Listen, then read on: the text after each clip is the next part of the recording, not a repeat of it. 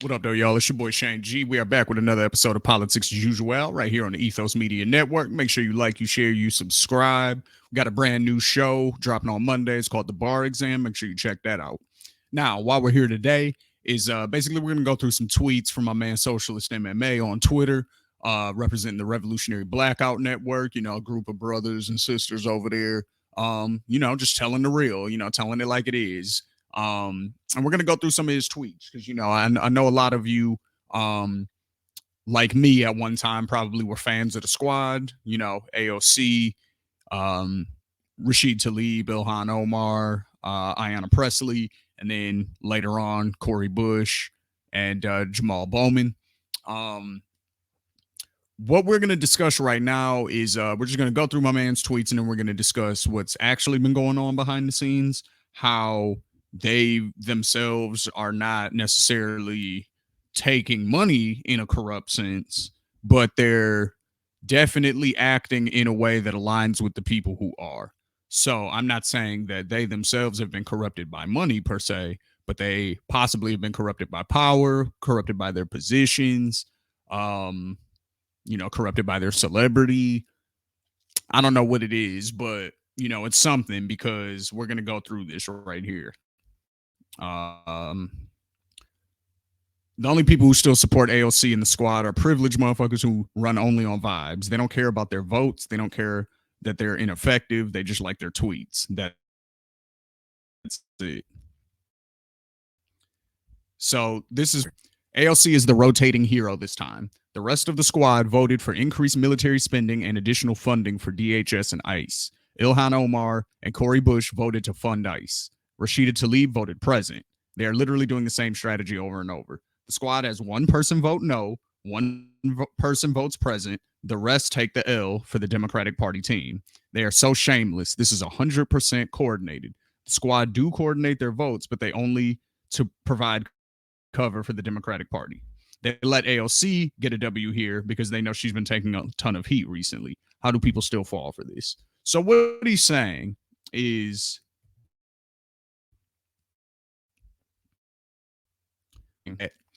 every time there's a major vote that comes up where the Democrats and the Republicans both want to do some horrible shit, and then the squad and the progressives in the Democratic Party who are supposed to be anti-war, for free college, for Medicare for all, for these things, right? Green New Deal, renewable energy, things of this nature, right? Like this is what they claim to be in favor of. Stuff. So when they all get a chance to vote as a block, and now that they have the numbers, because Corey Bush and Jamal Bowman, joined up with them, Ro Khanna fits into that kind of mold a lot, which is why I did the video I did on him, basically exposing that that's not really true either. But what we see every single time is just like he said right there. One of them votes no, one of them votes present, and then the rest vote yes for whatever the Democrats and the Republicans want to do. It's both parties. The uniparty is, what they're starting to call it. And I like that because that really is what it is. There's not really two parties. There's one party who says the right things publicly when it comes to minorities and things like that. And then there's another group who either through being uneducated about certain things, being ignorant to certain things, or in some cases being hateful of certain things, say things, disparaging things against, those minority groups or whatever the case is, right? That's really the only difference between the two parties is public speech about minorities. That's basically it. You know what I'm saying? And minorities falls into different groups. Obviously, there's racial minorities, there's sexual minorities, there's gender minorities, there's etc. You know what I'm saying? So whatever minority group you want to talk about, basically, like that's the two camps as far as public, and I'm specifically saying what they say publicly because their policies at the end of the day all ultimately lead to the same outcomes. You know what I mean? when you want to cut taxes for rich people, essentially that creates when you end up raising taxes on the poor and middle class. When you do that, businesses get bigger, people lose jobs, all these different things. There's no regulations, there's no, like, we see the effects of it, and then that ends up bringing crime rates up, and then people are upset at each other, racism goes up, sexism goes up, people are angry, they need people to blame. Like, this is what the end result of all of their policies is, Democrats and Republicans both, because they both do the same thing. They're both super pro war. We're spending all our money overseas. They're both pro big business. They're both anti worker at the end of the day. We just saw the Democrats break up the union opportunity for the railroaders to be able to strike. They shut that down. So both parties do this. You know what I'm saying? So there's a handful of people who we elected, or initially they were called Justice Democrats, now they're called the Squad. And the whole idea was, well, if you guys aren't taking that money, to get elected, then you'll do the bidding of the people, because we're the ones who actually funded your campaign, not big business. Well, this is how they protect themselves. They have each one of those individuals who we deem the Squad. One of them gets to vote no on something that the people really want them all to vote no on. One of them votes present. So those are two people who can basically say, well, I didn't vote yes on that. I knew it was wrong. And then we can give them praise. And then everybody else votes yes. And then they give their reasons. Right?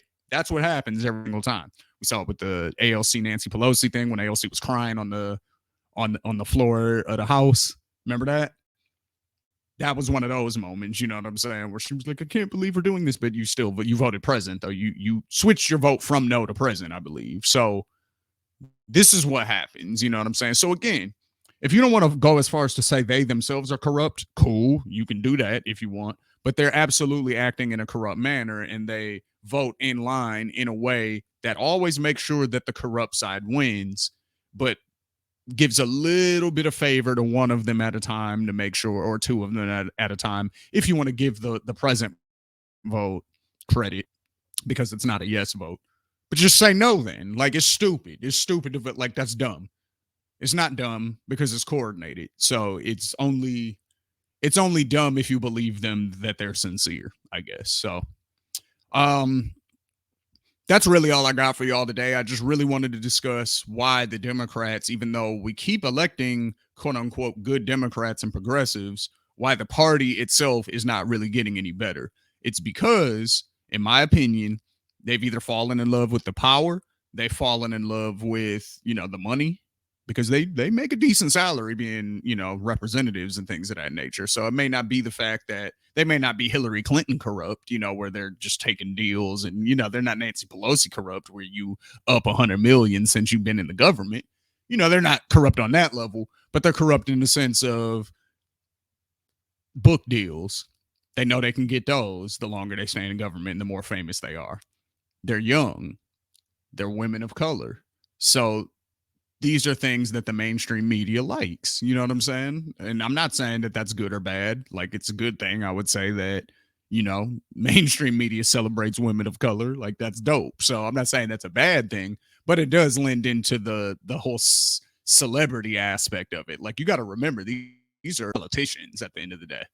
Like, it doesn't matter that some of them are pretty, or some of them have that, are at the Met Gala and have that like celebrity swag about them. It doesn't really matter that they jump on your Instagram and they're like, hey, y'all, so check this out, blah, blah, blah. And they're talking to you like they're like a regular person, even though we know that's, what I'm saying? Like, it's not that. Like, so I say all that to say, don't trust anybody as far as politicians go, even the good ones. There's some shady shit going on, when every single time something major that you could really show your progressive gravitas on, every time something like that happens, conveniently, everybody votes yes on the thing except for one of you. And then one of you votes president. That's nuts. And it's happened about 4 times that I can recollect. So this is Politics as Usual. Shane G right here, Ethos Media Network. Make sure you like, you share, you subscribe. Check out all the other content. And we'll be back next week. Peace. Happy New Year.